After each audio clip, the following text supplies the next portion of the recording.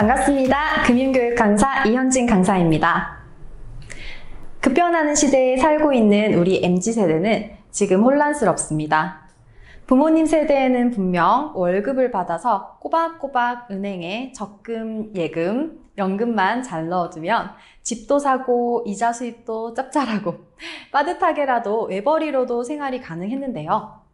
우리는 지금 이 마이너스 금리, 1% 금리 시대에 언제 어느 세월에 돈을 불려서 집을 사고 결혼도 하고 할 수 있을지 막막할 겁니다. 현재 우리 MZ세대의 부모님 세대는 사회초년생 시절에 은행 이자율을 낮게는 14%, 높게는 20%까지 받던 세대입니다. 그래서 따로 재테크나 재무설계 등을 깊이 있게 공부하지 않더라도 잘 아껴서 저축만 잘하면 은행 저축 상품만으로도 지금보다는 쉽고 빠르게 돈을 불릴 수 있었습니다. 그러나 지금 우리 MZ세대는 코로나와 경제 불안정 등의 혼란스럽고 정체된 경제 상황 속에서 사회초년생이 되었습니다. 앞으로 어떻게 돈을 모아야 할지, 어떻게 불려야 할지, 기존에 우리 부모님들이 하셨던 방법과는 다른 방법들이 필요하다는 것을 체감하고 있을 것입니다.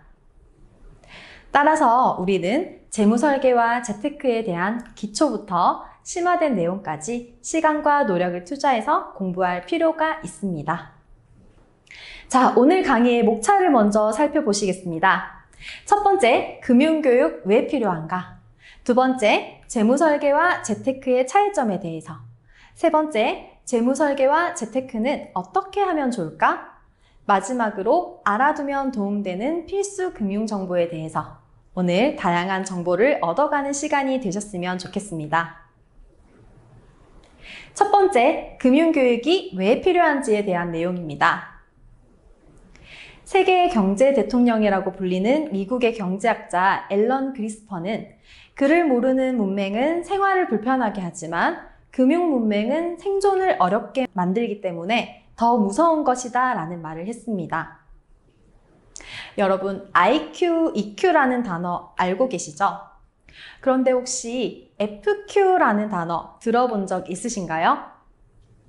FQ란 금융이해력지수, 금융지능지수, 경제감각지수, 금융역량 등등 여러 가지의 이름으로 불리는데요. 자신이 소유한 금융지식을 자각하고 합리적인 선택을 해서 충동적인 결론을 제어할 수 있는 능력을 뜻합니다.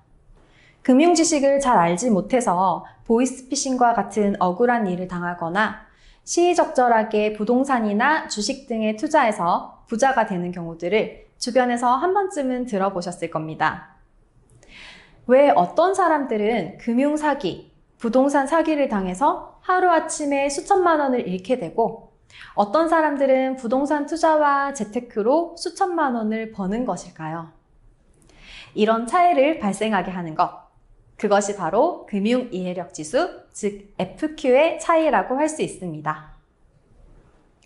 사회초년생인 여러분들께서 취업을 위해 어떤 준비를 얼마나 하셨나요? 이렇게 좋은 기업에 입사하기 위해서 외국어 점수, 학점관리, 자격증 취득, 공기업이라면 NCS까지 엄청난 노력과 준비를 거쳐서 지금 이 자리에 계신 거죠. 어떤 준비를? What?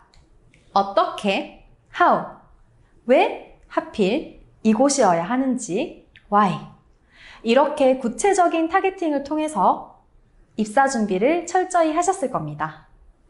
그렇다면 재무설계, 재테크는 어떨까요? 비슷합니다. 어떤 준비를? What? 어떻게? How? 왜 이렇게 해야 하는지? Why?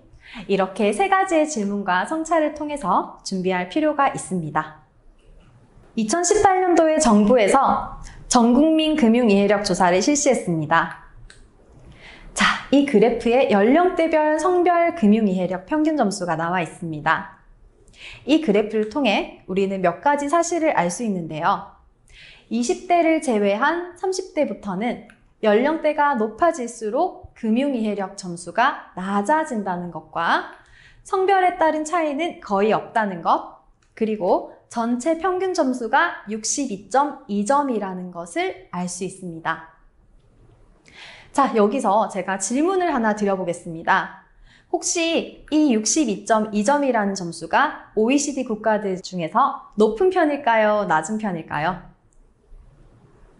OECD 국가의 평균 점수인 64.9점보다 낮은 점수였습니다.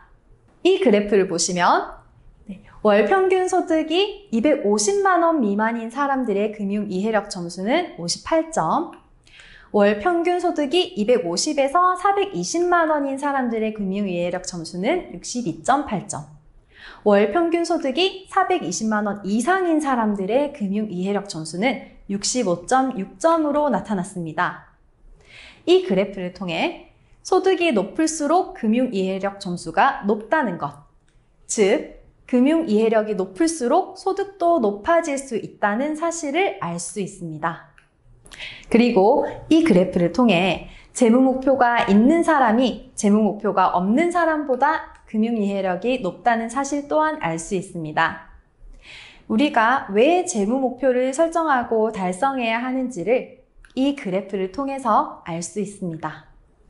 그러므로 우리는 오늘 강의 뒷부분에서 함께 재무 목표를 설정해보는 시간도 가져보겠습니다. 재무 설계와 재테크, 월급 관리 방법, 주택 청약 저축, 신용 점수, 금융 정보 꿀팁 등등 아주 많은 내용들이 남아있는데요. 이후의 내용들은 강의로 직접 만나 뵙게 되는 날 함께 하도록 하겠습니다. 지금까지 금융교육 강사 이현진 강사였습니다. 고맙습니다.